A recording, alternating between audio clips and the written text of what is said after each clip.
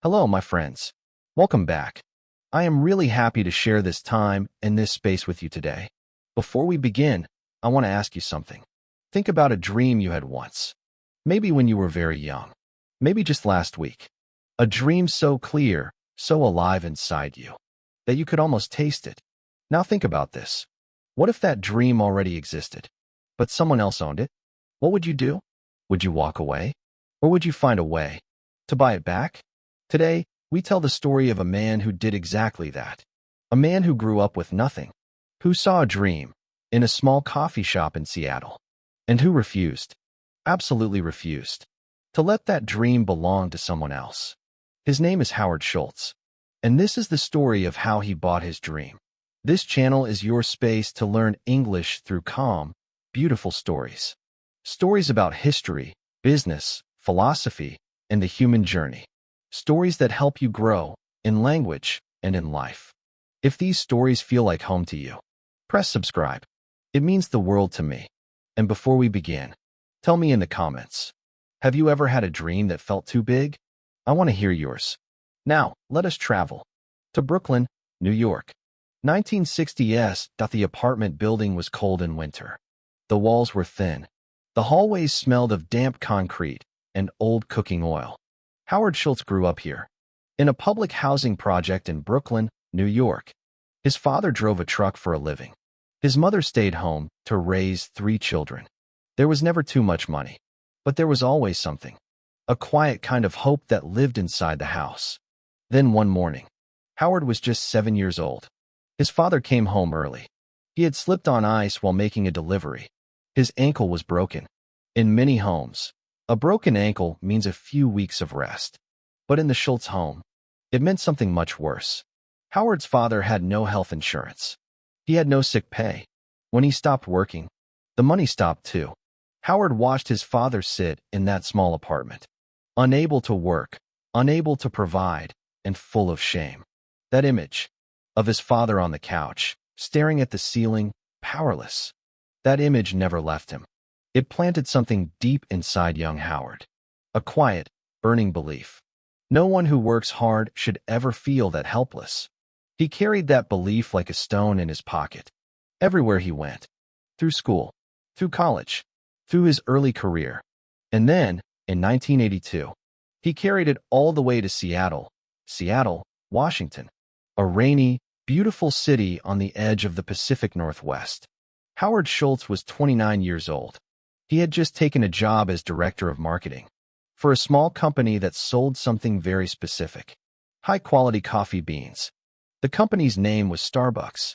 At this time, 1982, Starbucks had only 4 small stores.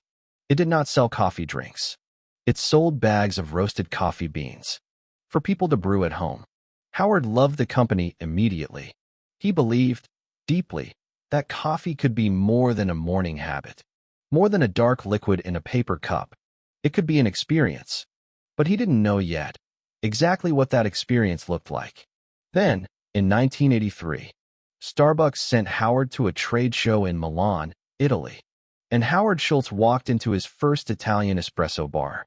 Imagine stepping through a doorway, and suddenly the whole world smells different. Warm milk, dark espresso, toasted pastry. The sound of steam hissing gently from a silver machine. Men in suits stopping before work to share a quick coffee and a joke with the barista. It was not just coffee.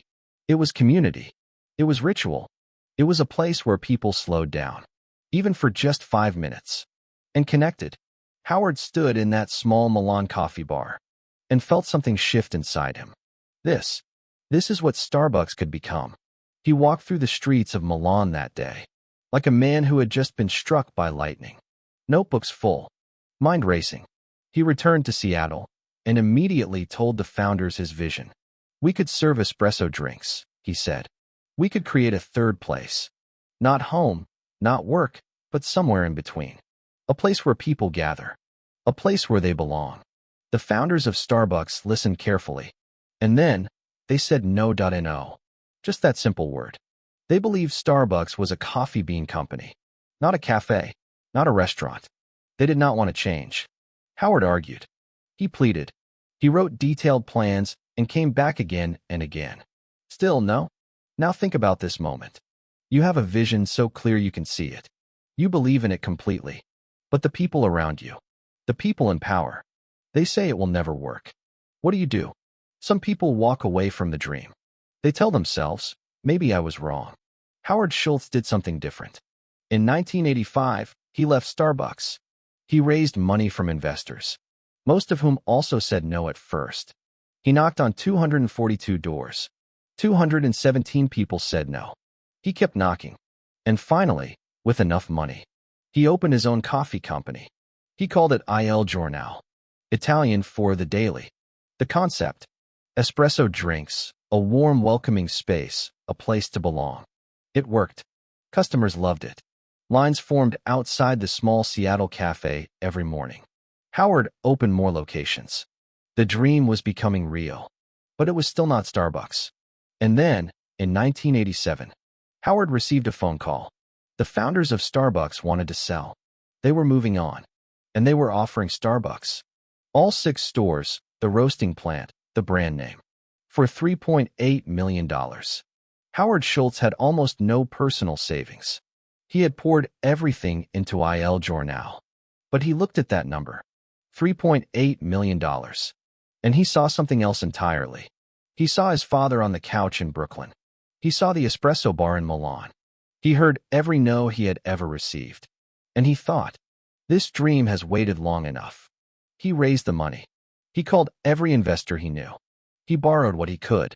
On August 18, 1987, Howard Schultz bought Starbucks. He was 34 years old. He had bought his dream. I want to pause here for a moment, because I think there is something beautiful and something important hidden inside this story. We often imagine dreams as things that come to us, like gifts falling from the sky, like a sudden wind that carries us somewhere magical. But Howard Schultz's story tells a different truth. Sometimes your dream already exists. Someone else built it first, and your job is not to wait for it to find you. Your job is to earn it, to fight for it, to knock on 242 doors, and keep knocking even after 217 people say no. And sometimes, literally, your job is to buy it. Let me give you a picture. Imagine you are walking through a quiet forest, and you come across a small, abandoned house. The windows are dark. The door is closed. But through the glass, you can see something inside. A warmth, a light, a life that no one is living yet. Most people walk past, but some people stop. They look closer. They say, I see what this could become, and I am going to be the one who brings it to life. That is what Howard Schultz did. He did not invent Starbucks. He saw what Starbucks could become, when no one else could see it yet. And then he did something extraordinary. He spent everything, his money, his time, his reputation, to make that vision real. After the purchase, the real work began. Howard ran Starbucks with a deep belief in 2 things. The first, the experience. Great coffee, consistent quality, a warm, welcoming environment. The third place he had dreamed of since that morning in Milan. The second, the people. This was the stone he had carried since Brooklyn.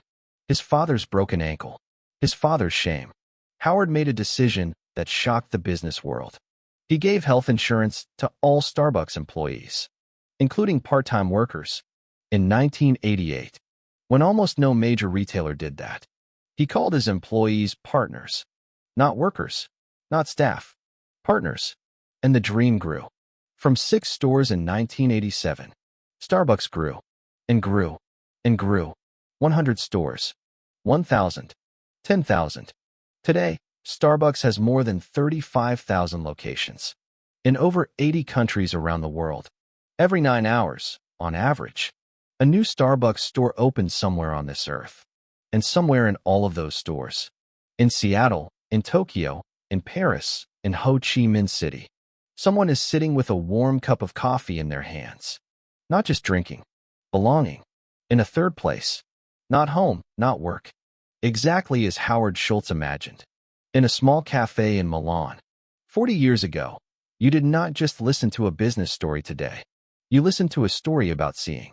About seeing a dream that others couldn't see. About refusing to let that dream stay dark. And perhaps, You also thought about something in your own life. A vision you have carried quietly. A door you haven't knocked on yet. Howard Schultz once said, "I think if you're an entrepreneur, you've got to dream big. And then dream bigger." He grew up with nothing. He heard 217 no's. He spent everything he had. And he bought his dream. Now, tell me in the comments below. Is there a dream you are still working toward? Or maybe, a door you keep hesitating to knock on? Tell me. I read every single comment. And if this story gave you even one small moment of courage today, that is already something beautiful. Thank you for sitting with me today. Take care of yourself. And I will see you in the next story.